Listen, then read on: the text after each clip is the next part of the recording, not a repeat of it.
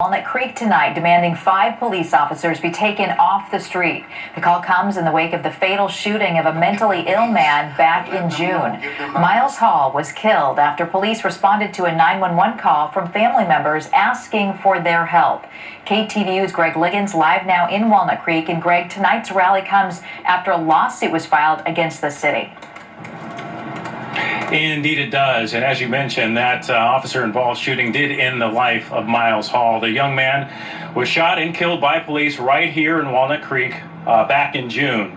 Now tonight, many of the protesters who attended the rally, they say that they are angry that the officers involved in this case are still out working the streets even though the investigation has not concluded.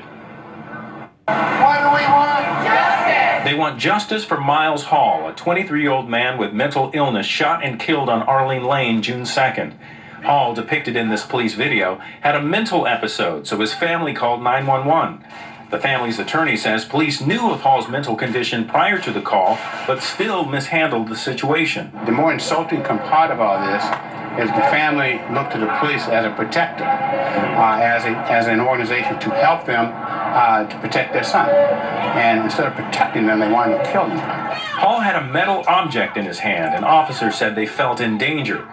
The family says they had a working relationship with police prior to the shooting to prevent Hall from being harmed or worse if he had an episode. I am never going to be okay with law enforcement showing up to what is a medical scene, because mental health is a medical condition, and bringing firearms with them. The family says the officers were back on patrol shortly after the shooting, while an investigation is ongoing. These cops should not be working. They should not have a paycheck until this investigation is over.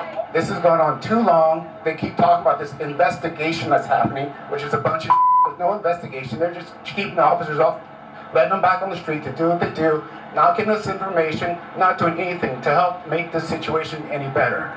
Many speakers said police in Walnut Creek and nationwide are using force rather than compassion when dealing with the mentally ill. And this is a clear representation of the fact that we need change, not only in our police force, but in our approach to how we help people with mental illness.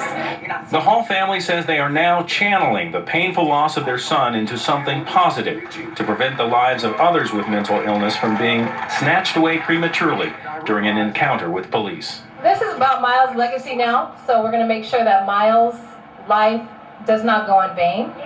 We're going to make sure that his life is going to save other lives. We reached out to the Walnut Creek Police Department tonight. They did not return our phone calls. However, the city attorney did release a statement. The city attorney says that so far they have not been served with a lawsuit, but we know that lawsuit was filed earlier today. Now, that statement goes on to say, and I want to quote here, based on the preliminary feedback the city has received from the district attorney's office and the city's internal review, the city believes the officers' actions were justified under the dangerous and dynamic circumstances they faced. Live in Walnut Creek, Greg Liggins, KTVU, Fox 2 News.